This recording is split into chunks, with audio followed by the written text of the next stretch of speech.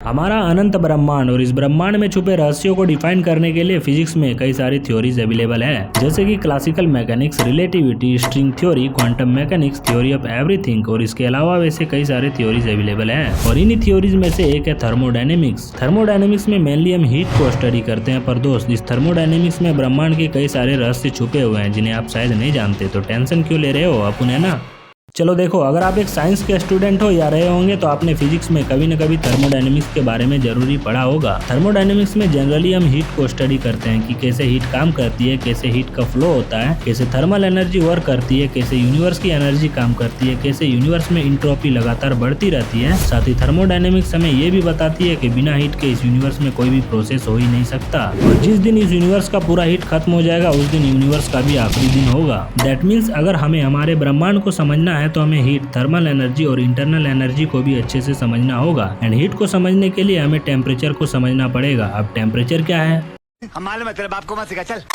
अरे हाँ ठीक है, मुझे पता है आप लोग बहुत स्मार्ट हो, सब जानते हो, लेकिन थोड़ा और अच्छे से जान लो क्या होगा। देखो, टेम्परेचर एक रिलेटिव क्वांटिटी है, मतलब आप किसी एक चीज को खाली देखकर ये नहीं बता सकते कि वो चीज गर्म है या ठंडी। दैट मीन्स किसी चीज के टेम्परेचर को पता करने के लिए हमें उसे किसी दूसरे के साथ कंपेयर करना होगा। जैसे कि किसी गैस में बन रहा चाय गैस की फ्लेम से ठंडी है और वो चाय किसी नॉर्मल पानी के कंपेयर में गर्म है। That means temperature is a relative quantity. लेकिन दोस्त, ये एग्जाम्पल टेम्परेचर को बिल्कुल भी डिफाइन नहीं करता। देखो, टेम्परेचर हमें ये बताता है कि किसी भी सब्सटेंस यानी पदार्थ के अंदर के एटम की स्पीड कितनी है एंड उन एटम की काइनेटिक एनर्जी यानी गतिज ऊर्जा कितनी है। मतलब किसी भी सब्सटेंस के अंदर की एटम्स की जितनी अधिक काइनेटिक एनर्जी होगा वो उतना ही स्पीड से मूव करेगा, जिससे वो सब्सटेंस अधिक गर्म होगा। किसी भी सब्सटेंस के अंदर करोड़ों करोड़ों एटम्स होते हैं और जब उन एटम्स की मूवमेंट स्पीड बढ़ने लगती है यानी काइनेटिक एनर्जी बढ़ने लगती है तो उस सब्सटेंस की हीट भी बढ़ने लगती है। इसको आप कुछ इस तरह से समझ सकते हो। आपने कई बार क्रिकेट या फुटबॉल खेला होगा, तो जब आपकी ओर कोई बॉल आती है तब आप उसे कैच करते हो,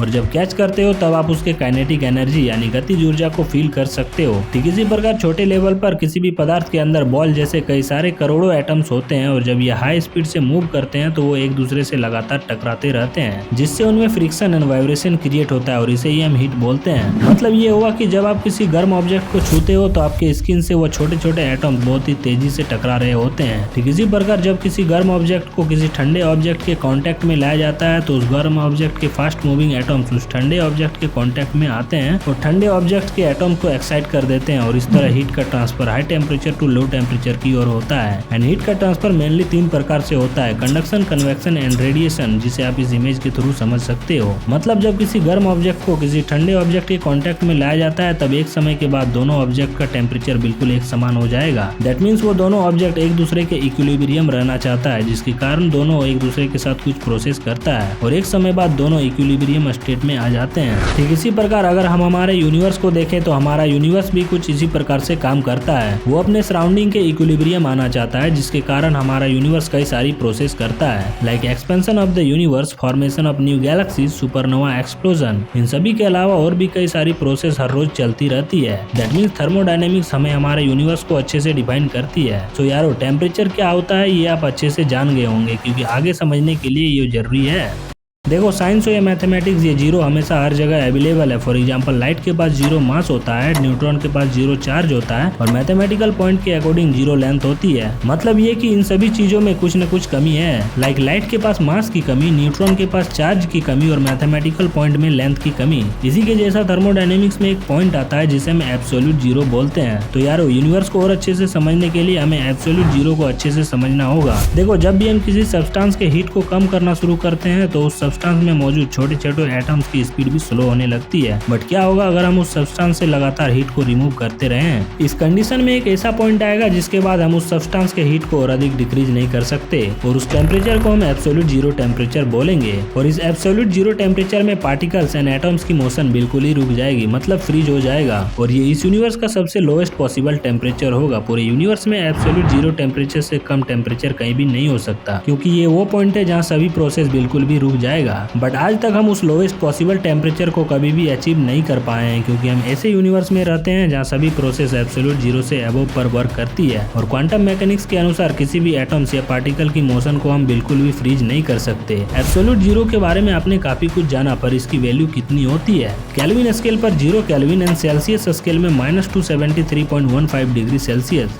हमारा यूनिवर्स बिग बैंग के धमाके से उत्पन्न हुआ है और बिग बैंग के बाद इस यूनिवर्स में जो कुछ भी एनर्जी बचा हुआ है वो एनर्जी हमारे यूनिवर्स को गर्म बनाए रखती है। एंड स्पेस का एवरेज टेम्परेचर 2.74 केल्विन है। बट यूनिवर्स में कुछ ऐसे भी जगह हैं जो हमारी सोच से भी काफी ठंडा है, जैसे कि बूमरैंग नेबुला, जिसका temperature approx absolute zero temperature यानी 0 केल्विन के आसपास होता है और ये हमारे कॉस्मोस की सबसे ठंडी जगहें होती हैं। लेकिन यहाँ पर हमारे धरती के साइंटिस्टों ने ऐसे टेम्परेचर को हासिल कर लिया है जो एब्सोल्यूट जीरो के काफी नजदीक है। अब सवाल ये उठता है कि आखिर हम एब्सोल्यूट जीरो टेम्परेचर को अचीव क्यों करना चाहते हैं। देखो यारो, एब्सोल्यूट जीरो ही वो टेम्परेचर है जिस टेम्परेचर में एटम्स काफी अलग तरीके से बिहेव करने लगते हैं। दैट मीन्स कि इस टेम्परेचर पर कुछ सर्टेन केसेस में एटम्स अपनी ओरिजिनल आइडेंटिटी को खो देते हैं और एक अलग ही स्टेट ऑफ मैटर का निर्माण करते हैं, जिसे हम बोस-आइंस्टीन कंडेंसेट बोलते हैं। इसके अलावा कुछ ऐसे भी केमिकल रिएक्शन होते हैं जिसे हम केवल एब्सोल्यूट जीरो टेम्परेचर पर ही परफॉर्म करा सकते हैं। साथ ही हम अल्ट्रा कोल्ड टेम्परेचर पर एटम्स और मॉलिक्यूल्स के वेव नेचर को भी ऑब्जर्व कर सकते हैं। इन सभी के अलावा एब्सोल्यूट जीरो टेम्परेचर के कई सारे एप्लीकेशंस है।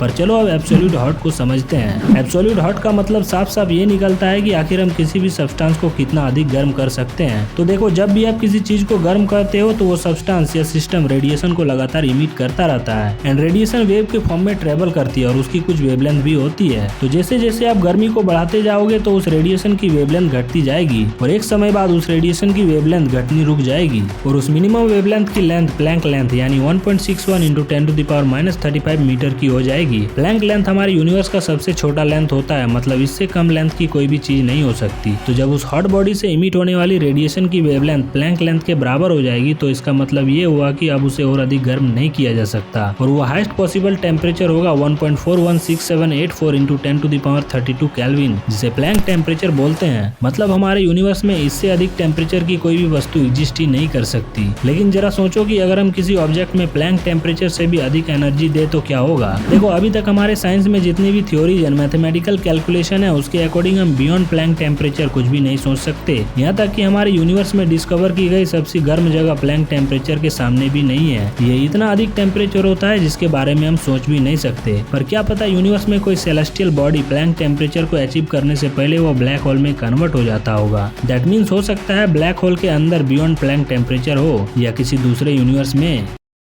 खैर, कुछ भी हो, आपको इसके बारे में क्या लगता है कमेंट कर जरूर बताना। एंड आई होप कि आपको हमारे इस वीडियो से कुछ नया एंड इंटरेस्टिंग सीखने को मिला होगा। अगर हाँ तो वीडियो को लाइक करने के साथ साथ ऐसे और इंटरेस्टिंग वीडियोस के लिए चैनल को सब्सक्राइब कर नोटिफिकेशन ऑन को भी प्रेस कर लेना। तो मिलते हैं एक और इंटरेस्टिंग वीडियो में।